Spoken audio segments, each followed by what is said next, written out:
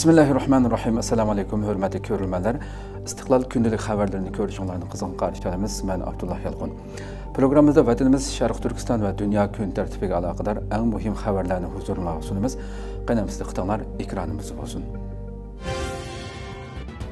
Bayramlıq tüsünü yo'qotgan Qurban Hayit Xitoyning təşviqat vasitəsiga aylandı. Şərq Türkistandagi Uyg'urlar boshliq Turkiy xalqlarining eng cho'ng bayrami bo'lgan Qurban Hayit bu yilmi asli mohiyatini yo'qotgan holda Xitoyning saxta tashviqot vositasiga aylantirildi.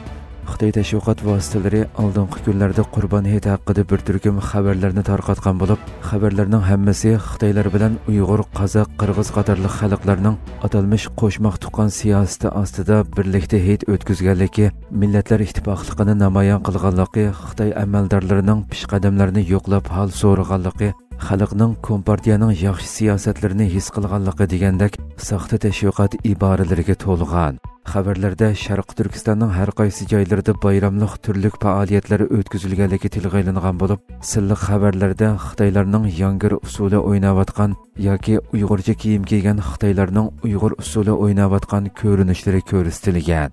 Halbuki navbatda irqiy qirg'inchilik davomlashayotgan Sharq Turkistonda qurbonlik qilish, hayit namozi o'qishga o'xshash Qurban hayitiga asosliq ish faoliyatlar va ibodatlarni tasavvur qilish mumkin emas bo'lib, hatto Xitoy ko'z bo'yash uchun qoldirib qo'ygan atalmish islom jamiyatining organ to'rbetida hayitga aloqador hech qanday mazmun ko'rinmagan. Ijtimoiy taratqularda tarqalgan sillardimi Qashqardagi hayitgoh jamoasi oldidagi maydonning cho'ldarab qolganligi ko'rsatilgan bo'lib, 10 necha yil burungi o'n minglagan Uyg'urlar hayit namozi o'qiydigan, samog'i tushadigan qaynam tashqinlikdan asar qolmagan. Mazkur sillarda yana hayitgoh maydoniga soqchi mashinalarining to'xtatib qo'yilganligi ko'rsatilgan.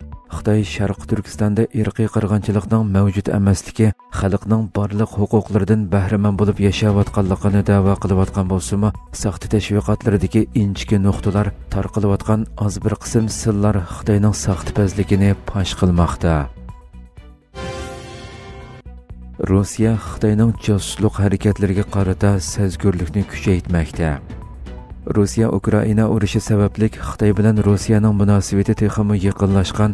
Xitoy ikki taraf munosabatini cheksiz hamkorlik deb sifatlayotgan bo'lsa-mu, Rossiya istixborot organlari Xitoyning WeChatga o'xshash aptitallariga qarata nazoratni kuchaytirgan. New York vaqti gazetida erishgan Rossiya istixborot organining bir hujjatida ma'lum bo'lishicha, Rossiyaning josuslikqa qarshi xodimlari Xitoyning eng ko'p ishlatiladigan aptitali WeChatning sonliq ma'lumotlarini analiz qilayotgan bo'lib, bu orqali Xitoy josuslari bilan aloqalashishi mumkin bo'lgan shaxslarni nazorat qilishga tirishgan.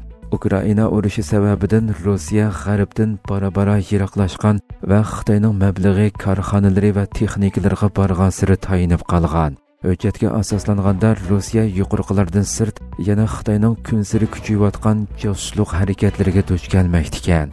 Xabarda qayd qilinishicha, Rossiya Federativ bexatarlik organi o'g'irlagan sonliq ma'lumotlarni bir analiz programmasiga kirgizadigan bo'lib, Xitoyning WeChat aptitalidagi ma'lumotlar analiz obyektlarining biri hisoblanadi ekan. Tekshirilgan ma'lumotlar tizimlatish uchuri, telefon daftari va so'zlashish xotirasini o'z ichiga oladi ekan. Hujjatga asoslanganda mazkur analiz programmasi WeChat orqali Xitoy josuslari bilan aloqalashgan kishilarni izqo'g'lab tekshiradi ekan.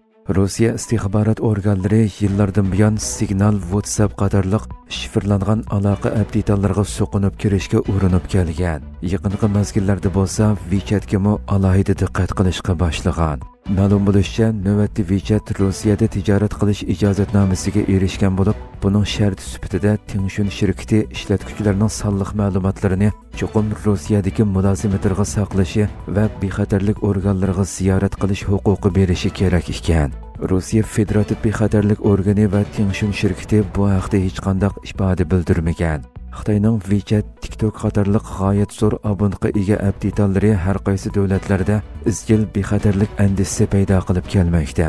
Bir qism davlatlar buningga qarata tadbir qo'llanayotgan bo'lib, bir necha davlatda Xitoyning bu aptitallari butunlay yoki qisman cheklangan.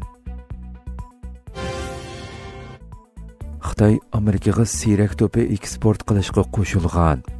Amerika prezidenti Donald Trump Xitoy raisi Xi Jinpingning Amerikaga siyrak to'pi eksport qilishni qayta boshlashga qo'shilganligini bildirdi. Trump oldingi juma maxsus aeroplanida bir muxbirning Xi Jinpingning bu ishga qo'shilmaganligi haqidagi savoliga "Ha, qo'shildi" deb javob bergan. Trump yana biz Xitoy bilan bo'lgan kelishimda intayin ilgirlagan bir bosqichda turyapmiz degan.